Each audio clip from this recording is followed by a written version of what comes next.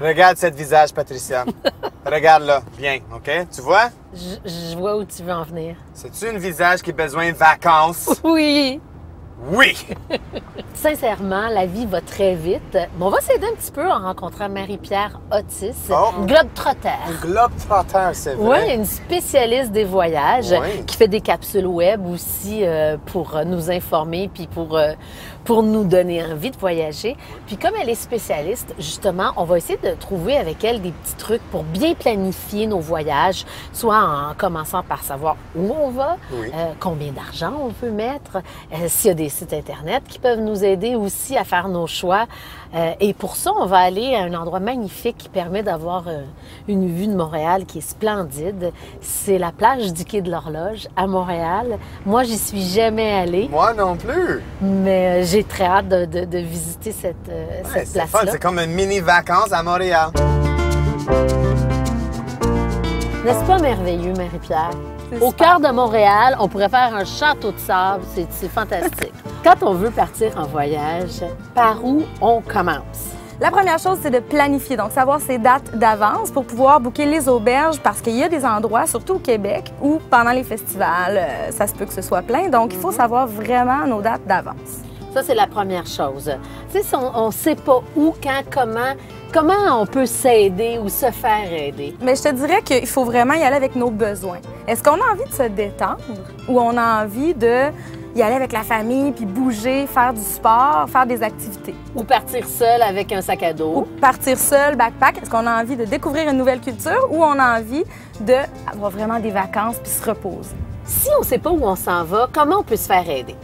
Bien, en fait, la première chose, moi, je dis, demandez autour de vous, par les médias sociaux ou même bouche à oreille, en parlant à vos amis, où est-ce qu'ils sont allés, eux, dans leurs dernières vacances, quel voyage ils ont préféré.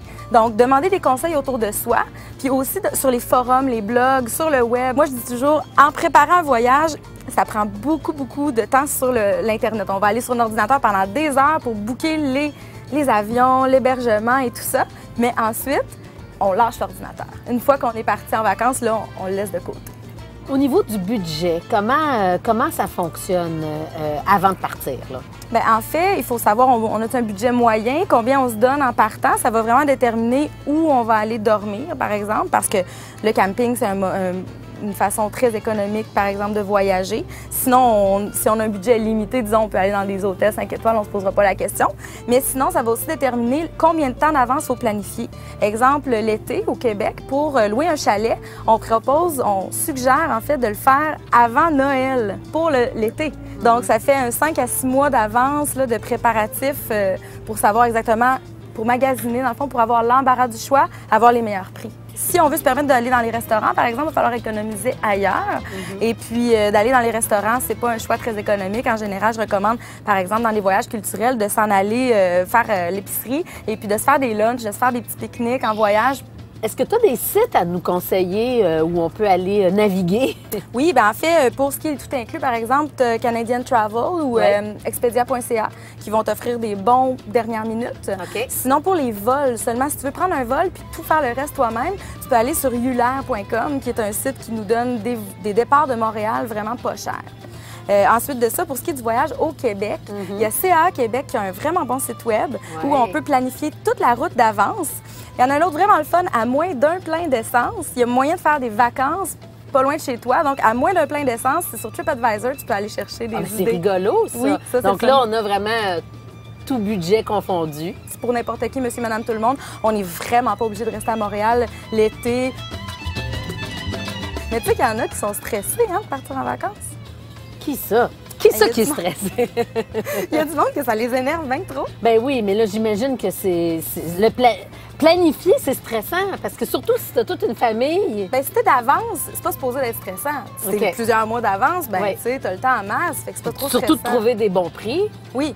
Fait que ça, c'est un truc pour enlever un peu de stress. Mais s'il y en a qui sont stressés de partir en vacances, moi, je leur dirais, posez-vous la question, est-ce que vous êtes certain que vous avez fait le bon choix? C'est-à-dire? Bien, si c'est trop stressant de partir avec toute la famille ou avec tous vos amis, peut-être que vous devriez partir seul ou partir juste avec le conjoint, un petit voyage de couple pour se détendre. C'est pas supposé d'être stressant, c'est supposé être un moment plaisant dans votre... Donc, la planification, ça devrait être agréable. Juste avant d'aller à la pause, on veut des questions pour l'animatrice Ève-Marie Lortie que je rencontre dans quelques instants. Allez, tweetez-nous!